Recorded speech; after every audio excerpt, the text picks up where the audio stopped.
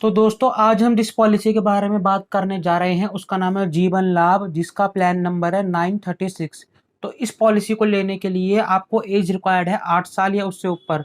अगर आप इस पॉलिसी को लेना चाहते हो तो आपकी उम्र 8 साल या उससे ऊपर की होनी चाहिए। बात करें पॉलिसी टर्म की, यानी कि आप इस पॉलिसी को कितने साल के लिए ले सकते हो, तो उसमें आपको ये इस पॉलिसी में 3 ऑप्शन मिल जाते हैं। 16 साल के लिए, 21 साल के लिए और 25 साल के लिए। अगर आप 16 साल के लिए इस पॉलिसी को लेते हो तो आपको 10 साल तक प्रीमियम भरना है। अगर आप इस 21 साल के लिए पॉलिसी को लेते हो तो 15 साल तक प्रीमियम भरना है। और अगर आप 25 साल के लिए पॉलिसी को लेते हो तो 16 साल तक के लिए आपको प्रीमियम भरना है। तो यही 3 ऑप्शन आपको इसमें मिल जाते हैं। और उसके बाद मैक्सिमम एज एंट्री, यानी कि आप कितनी उम्र तक इसको ले सकते हो। अगर आप 16 साल वाली पॉलिसी लेते हो तो आपकी उम्र 59 होनी चाहिए, इससे ज़्यादा नहीं होनी चाहिए, इससे कम हो सकती है। और अगर आप 21 साल वाली पॉलिसी लेते हो तो आपकी उम्र मैक्सिमम 54 होनी चाहिए, इससे ज़्यादा नहीं होनी चाहिए, इससे कम हो सकती है। और अगर आप 25 साल वाली पॉलिसी लेते हो तो मैक्सिमम आपकी उम्र जो है 50 साल होनी चाहिए, इससे ज़्यादा नहीं हो सकती, इससे कम हो सकती है। बात करें आप कितने रुपए तक की पॉलिसी ले सकते हो, तो कम से कम आपको 2 लाख की पॉलिसी लेनी पड़ेगी और आगे आपकी कोई लिमिट नहीं है, आप कितने रुपए की भी पॉलिसी ले सकते हो। यहाँ पर हम एक एग्जाम्पल लेते हैं। एग्जाम्पल में मान लीजिए हमने कोई व्यक्ति 30 साल का है, उसने 21 साल के लिए पॉलिसी ली है। तो जैसे कि हमने पहले देखा है कि जो 21 साल के लिए पॉलिसी लेता है उसको 15 साल तक प्रीमियम भरना होता है। तो यहाँ 21 साल के लिए पॉलिसी ली है और प्रीमियम पेइंग टर्म पीपीटी उसका है 15 साल। और उसने जो पॉलिसी ली है वो ली 10 लाख रुपए की। तो 10 लाख रुपए की उसने पॉलिसी ली है। अब जब वो 51 साल का हो जाएगा तो उसकी मेच्योरिटी हो जाएगी। जैसे कि हमने यहाँ पर देखा कि वो 30 साल का है और 15 साल तक वो प्रीमियम भरेगा। उसके बाद वो 6 साल प्रीमियम नहीं भरेगा। और जब वो 51 का हो जाएगा तो उसे मेच्योरिटी मिल जाएगी।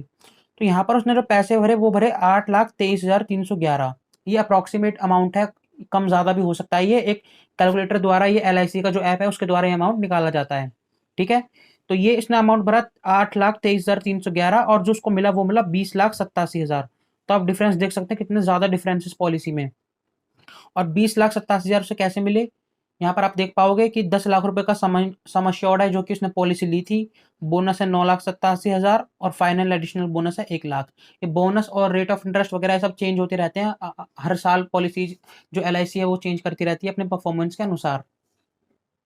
और बात करें प्रीमियम की, तो फर्स्ट ईयर जो प्रीमियम जाएगा टैक्स के साथ वो जाएगा 56,013। और फर्स्ट ईयर के बाद जाएगा 54,807।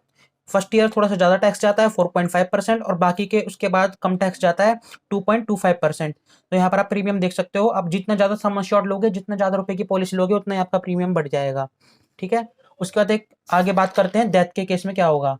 तो डेथ के केस में क्या होगा, मान लीजिए आपके बीच में ही डेथ हो जाती है, जो भी पॉलिसी होल्डर है उसके बीच में डेथ हो जाती है। तो उसके नॉमिनी को सम एश्योर्ड मिल जाएगा, यानी कि 10 लाख रुपए की उसने पॉलिसी ली थी, 10 लाख रुपए उसको मिल जाएंगे और बोनस मिल जाएगा। बोनस भी काफी ज्यादा होता है, तो आपको ये दोनों अमाउंट मिल जाएंगे। और मान लीजिए अगर आपकी जो डेथ है वो एक्सीडेंटल डेथ है, किसी भी एक्सीडेंट की वजह से डेथ हो जाती है, तो नॉमिनी को क्या मिलेगा, 10 लाख रुपए मिलेंगे जो कि सम एश्योर्ड है। और 10 लाख और मिलेंगे क्योंकि ये एक्सीडेंटल केस है। तो टोटल होगा 20 लाख। 20 लाख रुपए प्लस बोनस। तो ये दोनों चीज आपको मिल जाएगी। जो ये वाला एक्सीडेंटल बेनिफिट है आपको अलग से ऐड करवाना पड़ता है, जिससे आपका जो प्रीमियम है थोड़ा सा बढ़ जाता है। लेकिन यहाँ पर जो मैंने आपको ये प्रीमियम बताया है वो उस बेनिफिट को लगा के बताया है, और मैंने यहाँ लिखा भी हुआ है, इसीलिए ये एक्सीडेंटल बेनिफिट अलग से ऐड कराना होता है, लेकिन मैंने यहाँ इसको जोड़ कर ही प्रीमियम बताया है। तो आपको जो अगर एक्सीडेंटल डेथ होती है तो नॉमिनी को 20 लाख प्लस बोनस मिलेंगे, और प्रीमियम वो जो मैंने आपको पहले बताया है वही रहेगा। और कुछ अदर बेनिफिट की बात करें तो अदर बेनिफिट में आप इसमें लोन ले सकते हो 2 साल बाद। पॉलिसी के 2 साल बाद आप इसमें लोन ले सकते हो। और अगर आप पॉलिसी बंद करवाना चाहते हैं, यानी कि पॉलिसी सरेंडर करवाना चाहते हैं, तो 2 साल बाद आप इस पॉलिसी को सरेंडर भी करवा सकते हो। और ये पॉलिसी जो है टैक्स फ्री है, यानी कि आपको जो मेच्योरिटी अमाउंट मिलेगा मेच्योरिटी पर, आपको उस पर कोई टैक्स नहीं देना है। और प्रीमियम जो है आप इसका रिडक्शन ले सकते हो ITR में। और बात करें रिबेट की, रिबेट यानी कि एडिशनल डिस्काउंट। अगर आप ईयरली पेमेंट करते हो अपने प्रीमियम की तो आपको 2% मिलेगा ऑफ टेबुलर प्रीमियम। और अगर आप हाफ ईयरली पेमेंट करते हो तो आपको 1% मिलेगा। और रिवाइवल बेनिफिट की बात करें, अगर आपकी पॉलिसी बंद हो जाती है, किसी कारणवश आप प्रीमियम नहीं दे पाते, तो आपको 5 साल के अंदर अंदर आप अपनी पॉलिसी को दोबारा से स्टार्ट करवा सकते हो। थोड़ी सी और बेनिफिट की बात करें तो आपका जो मेच्योरिटी अमाउंट है, जैसे मान लीजिए 20,87,000 मेच्योरिटी अमाउंट है, तो आप इसको इंस्टॉलमेंट में भी ले सकते हो, 5 लाख 10 साल और 15 साल के गैप में, जिसमें आपको इंटरेस्ट भी देती है LIC। और अगर आपको इंस्टॉलमेंट में अमाउंट लेना है तो आपको 3 महीने पहले जो है बताना पड़ेगा LIC को। तो ये थे इस पॉलिसी के बेनिफिट्स जो मैंने आपको बता दिए। अगर आपको पॉलिसी अच्छी लगी हो, वीडियो अच्छी लगी हो, तो आप कमेंट में बता दीजिए। कुछ पूछना हो तो आप पूछ सकते हैं।